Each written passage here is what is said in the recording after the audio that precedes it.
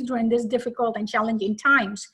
My name is Dr. Nilka Aviles. I'm an IDRA Educational Associate and co-director of the Education, Innovation, and Research Department of Education grant titled Re-Energizing Leadership to Achieve Greater Student Success.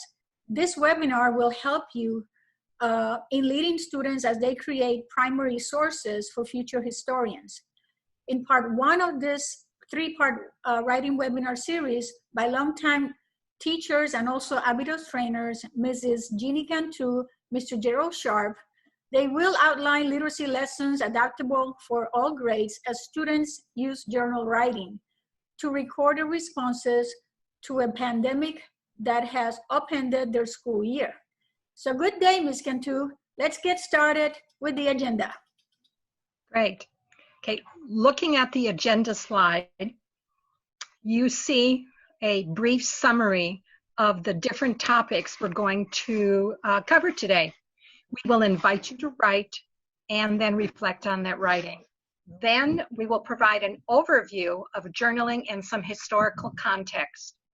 We will share the TEKs that support the use of journaling in classrooms, as well as the purposes of journaling and teacher expectations. Finally, we will show some mentor texts and professional resources. Of course, we will end with a question and answer session and give you the opportunity to offer your thoughts. Please hold your questions until the end of our presentation. We'll be sure to get to them then. It wouldn't be a writing program without having our participants write. So the very first thing here on the agenda is looking at that invitation to write. You can see the prompt, as it were, that we're offering to you. I wanted you to know that it's going to be for a 2-minute time period, and we have a YouTube timer that has music attached to it. So you should have something you can write on, and when I say it's time to start, we will. So you're going to write a personal response about COVID-19 virus, and you begin.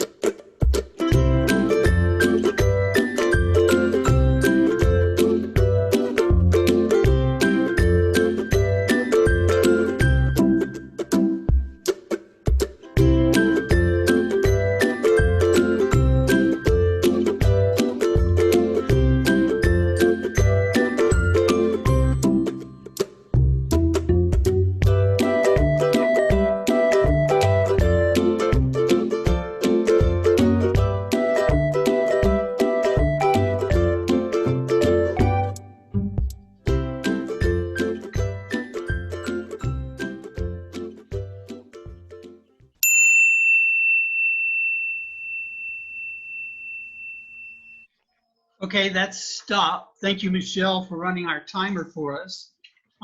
Try to bring your last thought to a close. And since we don't have the ability to necessarily hear other responses, I first invite Jeannie if she could share what she wrote. Okay, sure. Okay. At what seemed like a moment's notice, I had to transfer classroom assignments and classroom projects at Texas A&M from having an in-class focus for a distance learning approach. This required new learning on the parts of my students and me. This did not make for an easy transition. Okay, that's as far as I got. That's good. Thank you, Jeannie. And for my writing, I was a little bit more thinking about my stomach. And I said, my HEB grocery shopping has changed dramatically in the last 5 weeks. It seems that entrances became exits, and the next trip exits became entrances. And the product availability totally frustrated me. First, no toilet paper whatsoever. Then slowly the toilet paper returned, even though I didn't need it. But when it got close to home, no canned beans. Then the next trip, there was a variety of canned beans and vegetables. My favorite bread is 100% whole wheat multi-grain. It disappeared from the shelves along with all the bread loaves. It was a strange change in my shopping habits. Okay, so that's 2 of us who wrote something and shared. My question now would be, I'd like each participant to look at what you wrote, not to compare to anybody else's writing, but just look at what you wrote. And I want you to reread it to yourself. My question to you is this writing of importance historically? And you may say, what? And it's not that Jeannie and I, in preparing this, had said, oh, we know how we're going to write. No, but when you've written something that you have been a part of historically, and we know this pandemic is affecting people worldwide, if you put it into writing, it can become significant in future histories. And so what we've done is try to focus. You have written something and it would be considered journal writing. And if you were to write something day by day, that could be a coronavirus journal. On Texas Public Radio, they have a series called Texas Standard.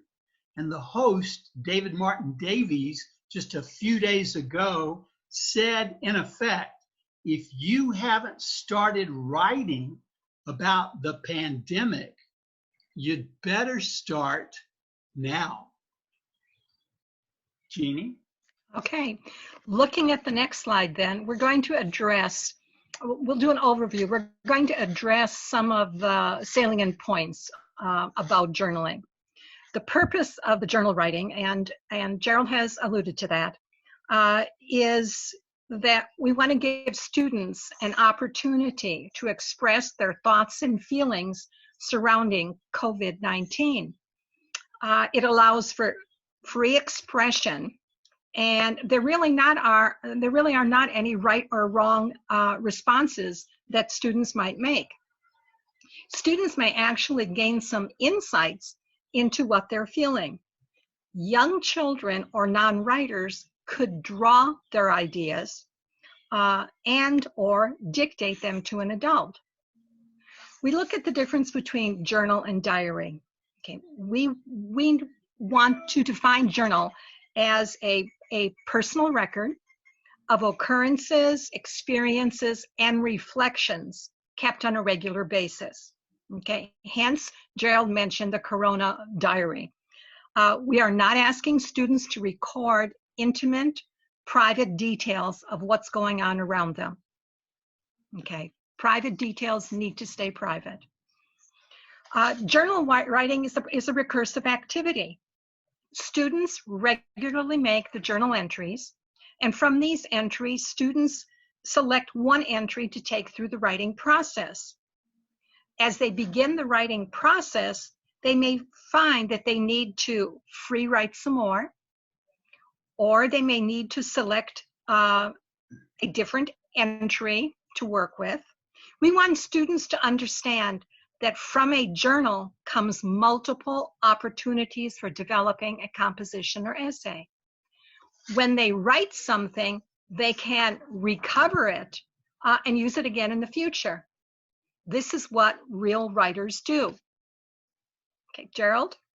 Yes, and that fourth item there, the primary source for historical research, what we're talking about is something that's in the TEKS, Social Studies and English Language Arts reading.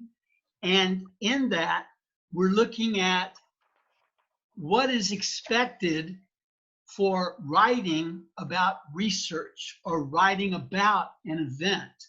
So I'm using Tom Bober's definition, and he has written for us Elementary Educator's Guide to Primary Sources. He says a primary source is an item directly connected to a topic and related time. And when we look at that word time, I want to point out for journal and diary something that definitely is in the heart of an English teacher. The derivation. The first part of journal is the French word for day, jour. And in diary, it's quite obvious for us in South Texas, we see a Spanish word at the beginning of it, dia. It does come from Latin. So both of them are looking at a daily writing. Okay, next slide, please. I'm going to give you some historical context of journaling, and I'm bringing to you two exemplars in history in the last millennium that I'm going to bring as examples. First one is Samuel Pepys. Even though his name looks like Pepys, it is pronounced Pepys. He's known as an English diarist. He wrote a diary from 1600 to 1669. He wrote 1 million words in that decade. He was a naval administrator. He had connections even to the king. He was upper middle class. And this diary he wrote, he did not want his contemporaries to read. And so he would write about day-to-day happenings. In that decade of the 17th century, what occurred was the Great English Plague, the Plague of London, bubonic plague. And in that same decade, there was the Great Fire of London, which destroyed much of the original city of London that's now its financial heart. And within that time, there was also the restoration of the king to the monarchy. So these were very momentous events happening in England. He didn't want it published because he talked about people he knew and he said things.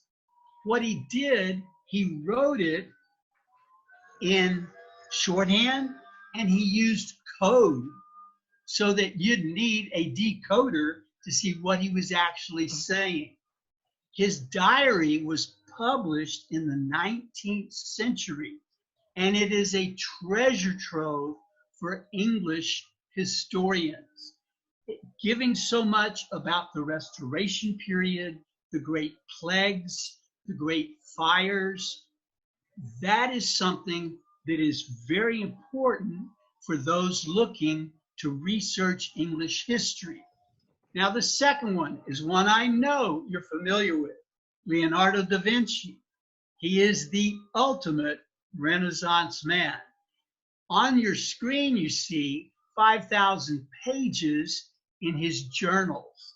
Well, it seems that other experts claim his journals had 13,000 pages. Knowing Leonardo da Vinci, yes, he was beyond clever. He would write much of his journal in mirror writing. They claimed that it was because he was left-handed.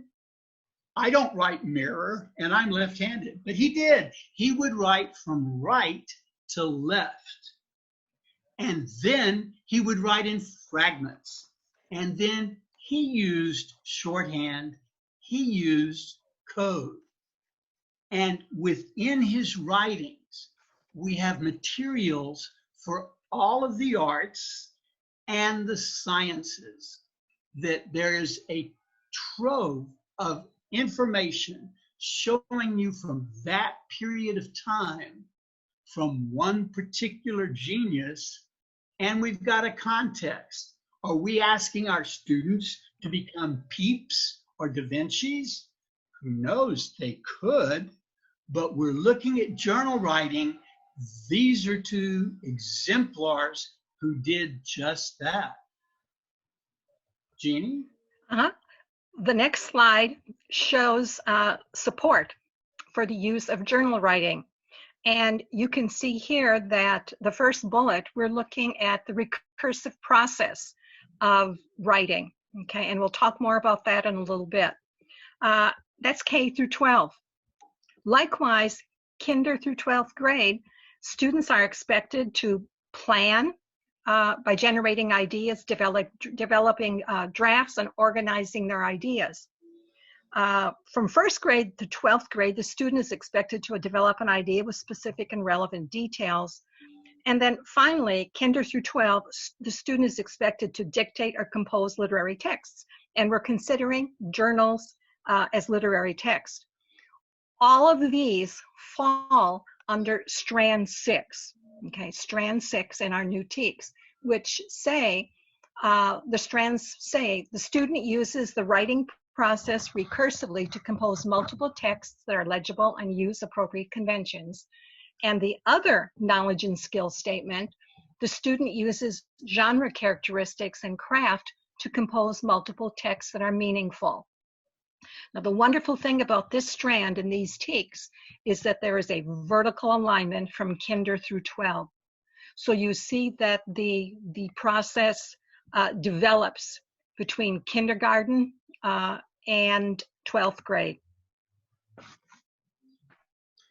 So in this presentation, the next slide will show us that there's an interdisciplinary tie-in to journal writing, and it's the social studies TEKS.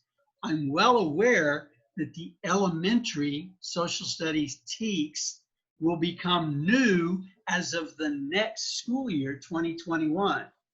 At that time, I would hope they'll also be working on the vertical alignment to go from kinder to 12th grade in the social studies. But what we have here are those that then work to our objective of journal writing. We're looking in kinder that the student is communicating ideas about experiences. So this then develops in grades 1 to 3 by looking at putting it into a written form. Students expected to express and written materials. When we look at the next bullet, from 4th grade to 6th grade, so this goes from elementary into middle school, it starts to add something I think is absolutely beautiful.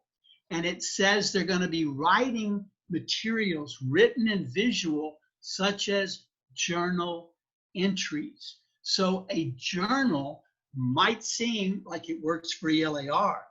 I contend the journal can work in social studies and other subject areas. If the student is writing about something that affects them, and it is involved in their learning new materials, that's exactly what a good journal can do. When we look at grades 7 and 8 in the middle school, we're looking again that student is communicating orally, visually, and written forms. And again, from 4th to 8th at the bottom, we then bring back what we talked about earlier, primary sources. And we will say primary sources are not exclusive for the social studies TEKS. Primary sources are also very important in the ELAR because it's involved in inquiry and research. If the student is going to write about something and find further information and knowledge, they need to know if what they're using is a valid source. And if it happens at the same time historically as an event, that's definitely a primary source. We're trying to tie in more than one set of TEKS to have the students writing, have it show a product in both subject areas. Jeannie? On the next slide, we'll look at some purposes of journaling. As we said earlier, journal entries can serve as an entryway for or to composing an essay. In fact, it could be an entry point for writing in another genre, such as a poem, an informational piece, a letter, etc. We don't want students to destroy or dismiss any of their entries. The entries can be compiled for later development. We can truly say that journaling right now, having our students do journaling, is history in the making. We're in a unique situation in history. Our students are experiencing an event unlike anything that has transpired in their generation, or in fact, probably our generation either. Years or perhaps decades from now, historians will want first-hand accounts of the pandemic. Who better to supply those accounts than the students who are experiencing them? They will be the primary source of the pandemic of 2020. They are directly connected to circumstances surrounding COVID-19. A journal is a safe place to do some processing. We said earlier that we're not asking students to share deeply personal, emotional experiences. Okay, but as you well know, there are a lot of students out there who are experiencing a wide variety of emotions: fear, uncertainty, anxiety, disorientation, a feeling of not being safe, disconnected, uncared for, distressed, panicked, frightened, depressed, irritable, disengaged, and the list goes on. Students who have a history of trauma may be experiencing even more vulnerability. Journaling gives students the opportunity to explore and express their feelings. Journaling about the pandemic provides a real and relevant opportunity for students to think about and write about what they are experiencing.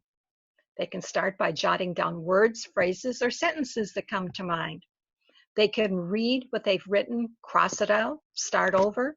They can read what they've written to a friend or family member for feedback.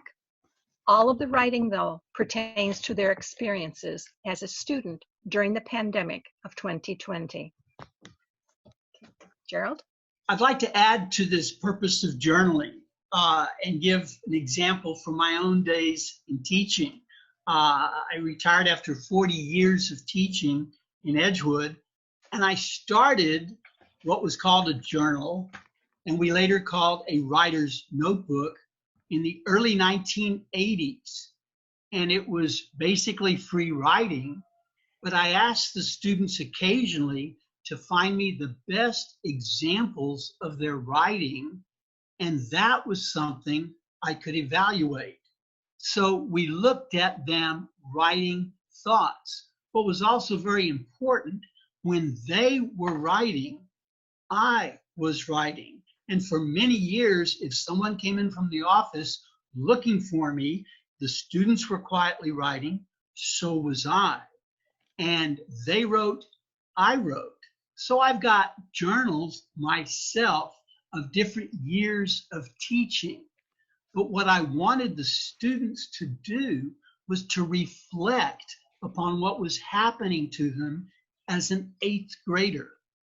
And so the students that were talking about issues, ideas, and then going into it showed that their writing then went beyond that journal. So when we say it's writing fluency, definitely it helped all of their writing in my English language arts reading classroom.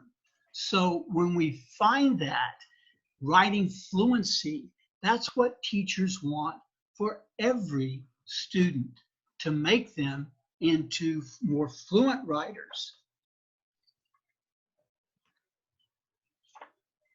So Jeannie, are we?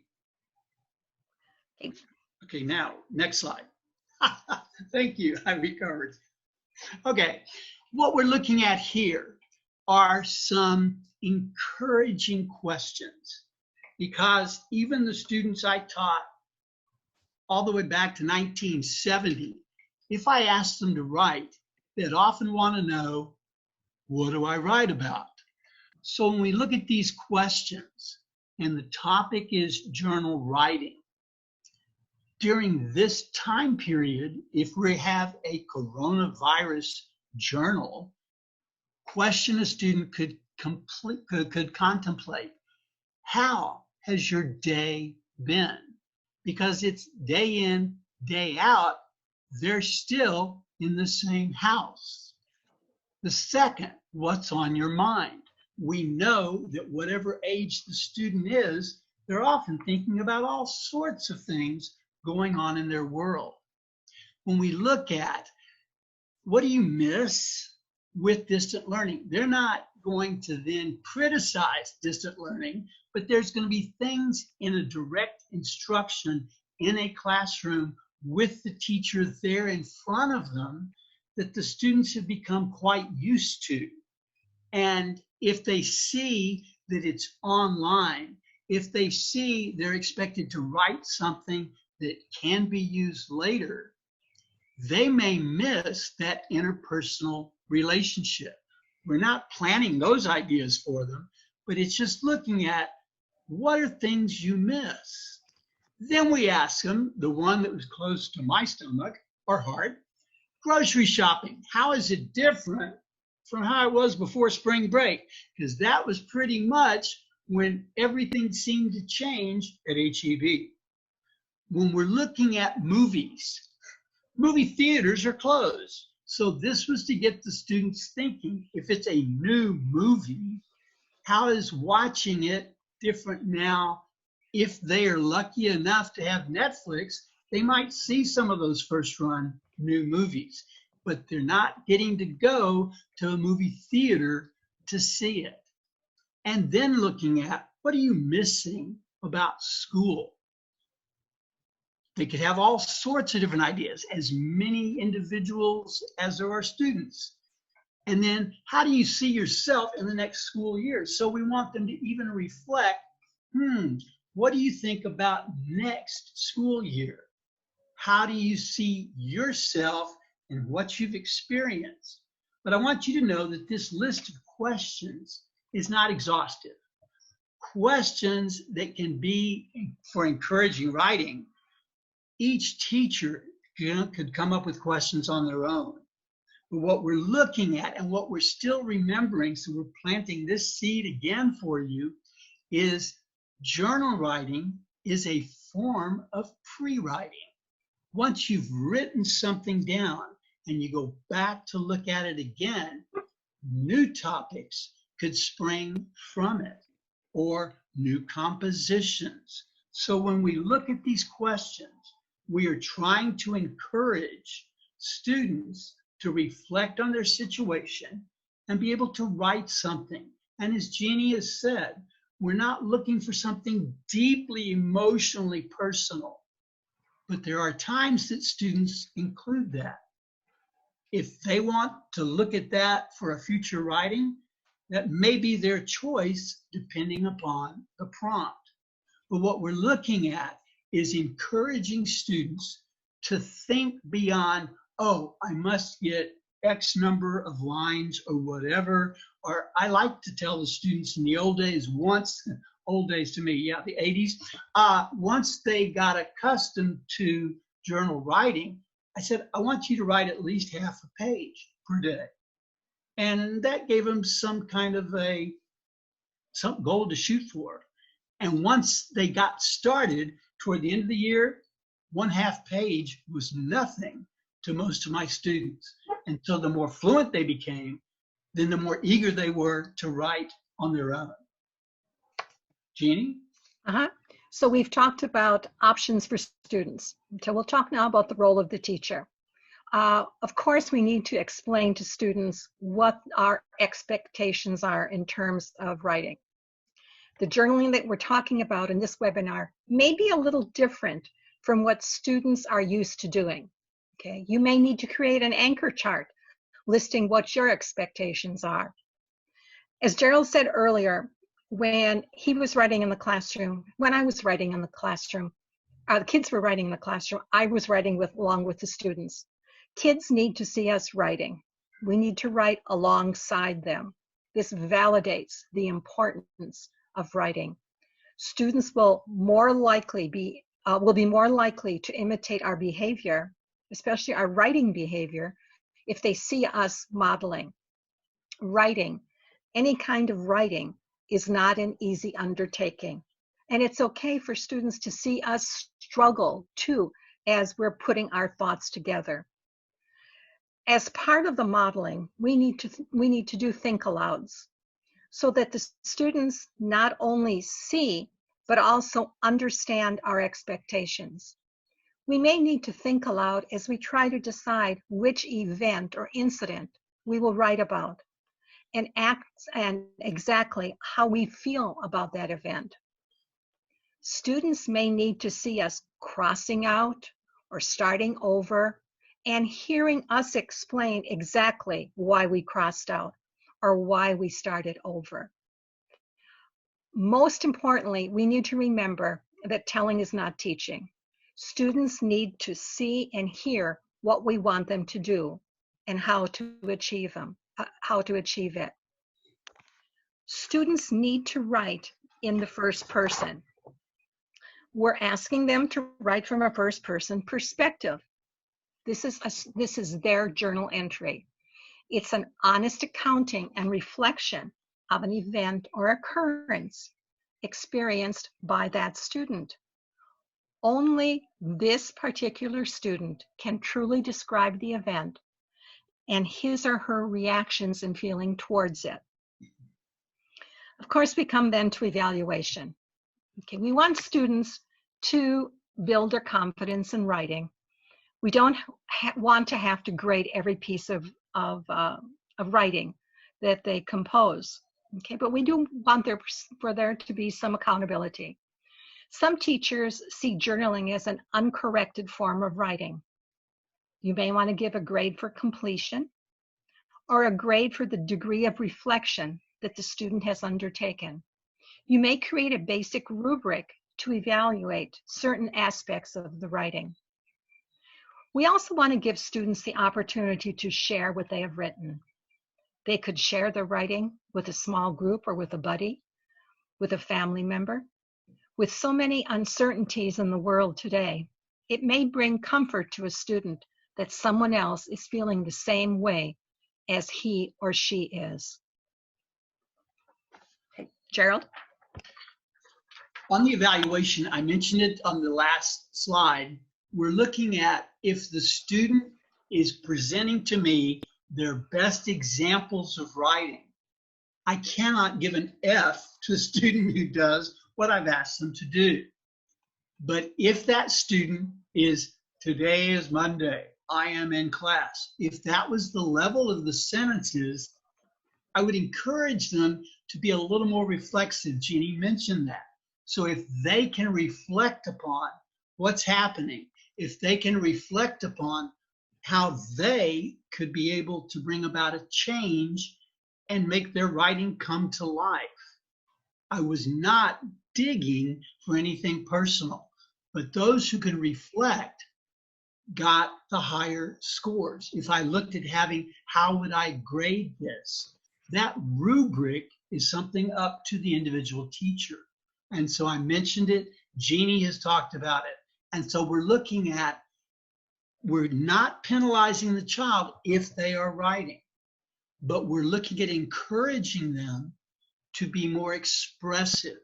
In those TEKs we mentioned, is talking about how they communicate their ideas and experiences. So once they do that, they are meeting our expectations. How we then score it would be something where they're not being penalized, but they can get bonus points, as it were, or higher scores, as it were, the more they can reflect upon and then expound and then make it their own. So this is something added on the teacher expectations. Next slide. When we look at the writing process, and we talked about ELAR TEKs, that recursive nature, it keeps going round and round and round. Then we want to know, well, where does it stop? So this slide is for those of you wondering, what's this going to look like? So with journal writing, looking at this would be the point at which we could go to publishing, or we could go to sharing it publicly. It would be that final draft stage. And you may wonder, online submissions. There are many publications that would love to have student submitted writings about their own experiences during this time. On the paper and pencil, yes, they've got a record of what they've written about. So that could be there, or it could be paper and pen, because that notebook, we were calling them writers' notebooks back then. But also looking at students, how about a graphic expression? And when we looked at the genius of Da Vinci, he would talk about something and then he would draw it. He would draw something that looks very much like a helicopter way before anyone had thought of jumping off a cliff with anything bound to them and expect to fly. So he would then draw. And in the drawing, he would add certain explanations. The artistic component. If the student is thinking about experiences, they could make it into a piece of art. No, they don't have to follow Da Vinci. They can follow their own muse. And the audio, that would be fascinating, for then the student could say, from these journal writings, I would like to record myself and then have that available. We've got StoryCorps, and so we're aware of people that are having things archived, okay? And this is an audio of a first-person account during this time. And so you see in the progression of these options, it goes well beyond a one-page composition. But there's many ways of shaping. And I would think, looking at the pre-writing of journal writing, that when the students return next school year, they could bring what they've written and they could then use it as an option into new writings for next year, or a way of publishing, however it's decided. It could be school-wide. Okay, it could be something that all the children get to contribute something to.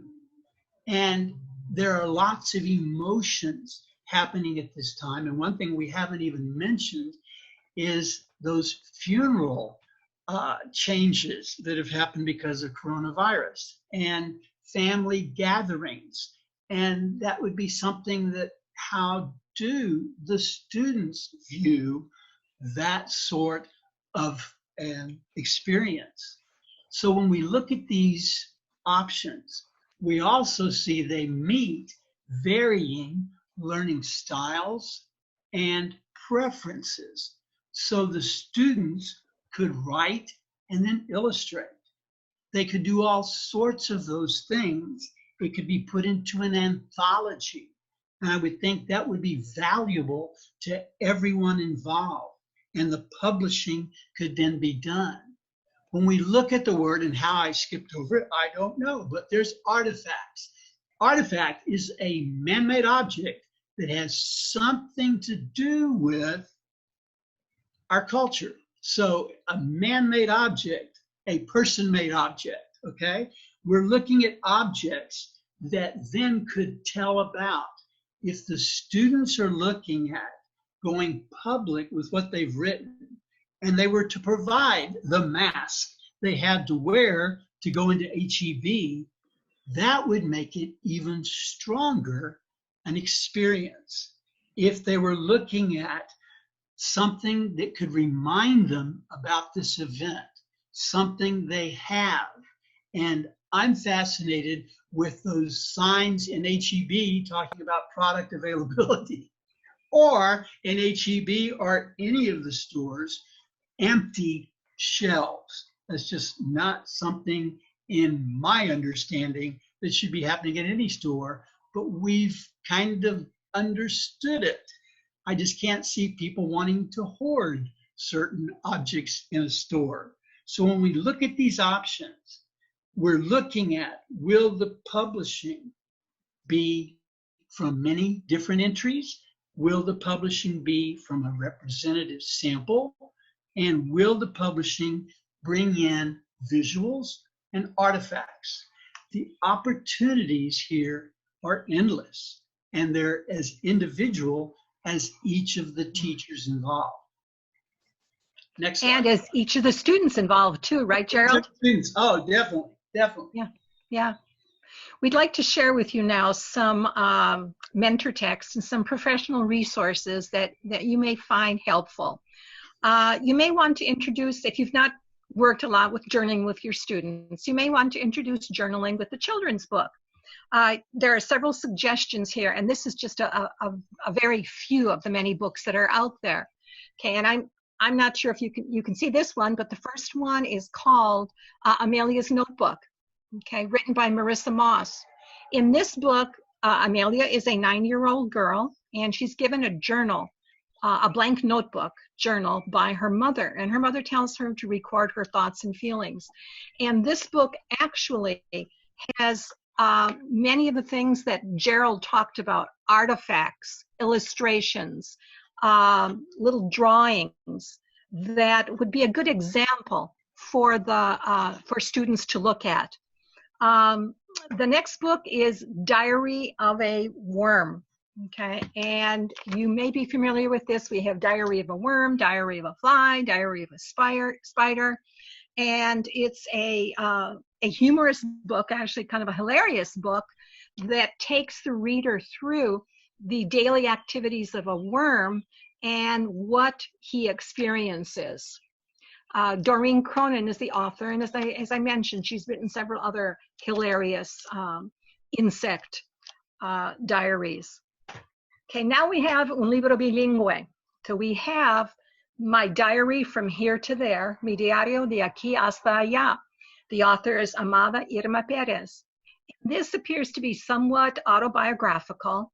In this bilingual book, Amada is a young girl who tells about, in journal fashion, tells about her fears, hopes, and dreams of immigrating to the United States. In part, it's humorous, it's insightful, and it's heartwarming. I think that students would enjoy this book as well. The final book listed here is Thunder Cake, and the author is Patricia Polacco, and her books are somewhat autobiographical as well. In this book, Grandma helps Patricia overcome her fear of a thunderstorm. The girl feels frightened, anxious, and uncertain about what's happening. It's written in narrative form from an actual experience that the author had.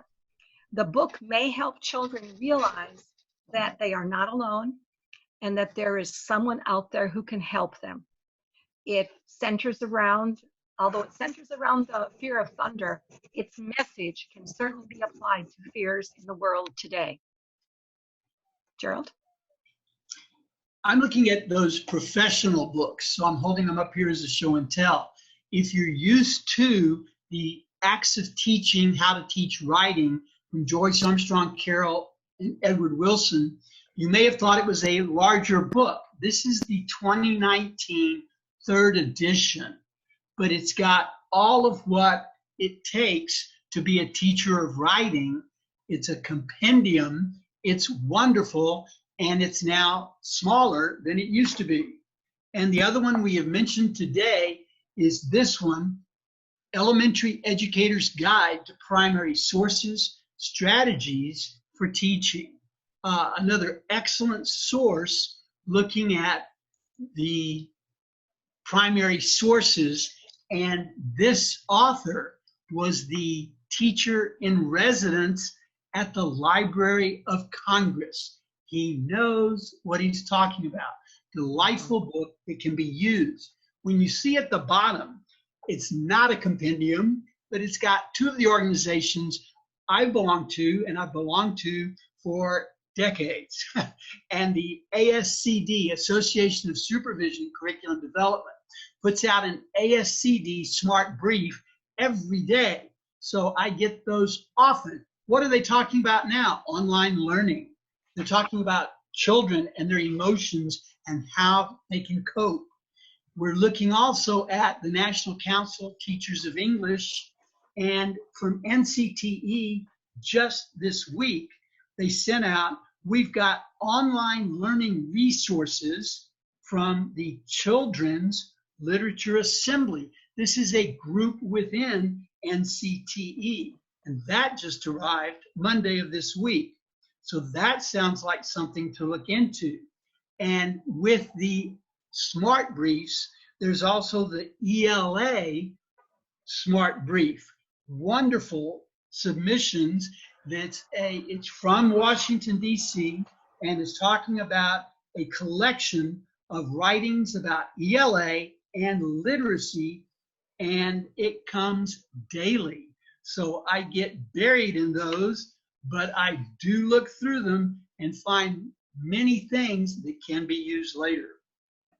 We want to thank you for participating, and we want to open it up. We want for you to ask any questions, offer any commentary, and we'll be happy to address them. Can I just make a comment? This is Hugo Hernandez from Edgewood. Yes, of course. Please. Yes, I just wrote a comment on the chat, and I think this is just a great opportunity for our students. And I was sharing some of my personal experience. I have a third grade daughter, and we started the journal about 17 days ago.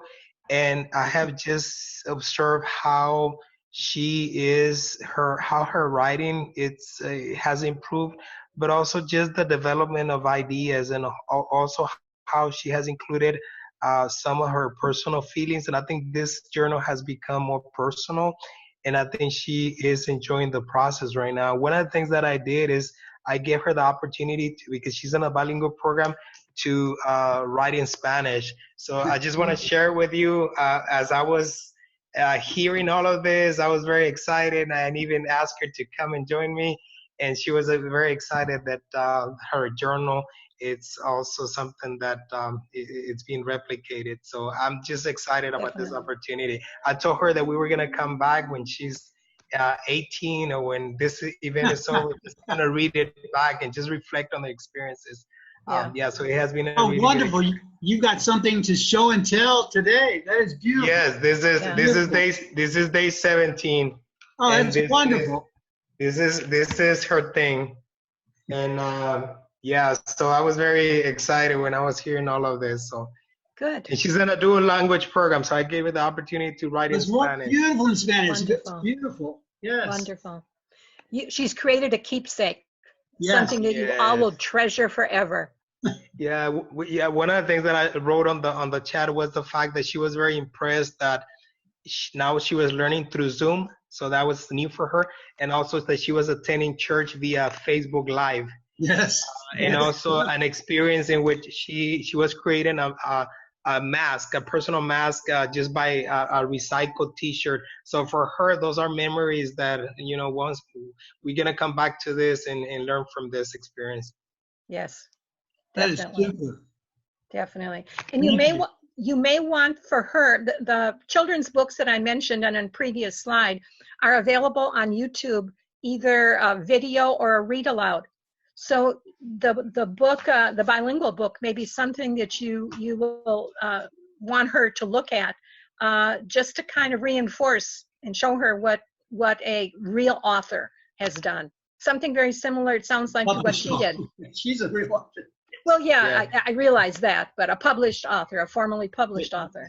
Yeah, thank you. And one of the ways I started this, I shared the story about Anne Frank and how she Yes. was at one point. So she was able to just kind of create in that momentum and just saying, you can also write, you can also take this opportunity to share your ideas. And again, I'm more concerned right now about the ideas, about putting the ideas into writing. But I see that also her grammar, her sentences are improving as we follow along.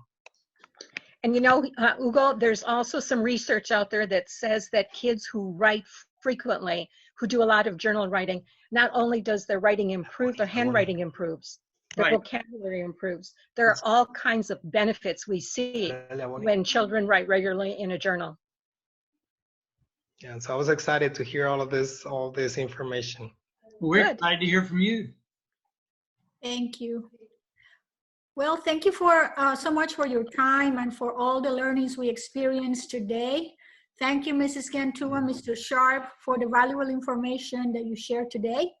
Our time is up, but if any of you would like additional information or support, please feel free to reach us at IDRA.org, or you can email me at Nilka, NILKA .Aviles, AVILES @IDRA.org.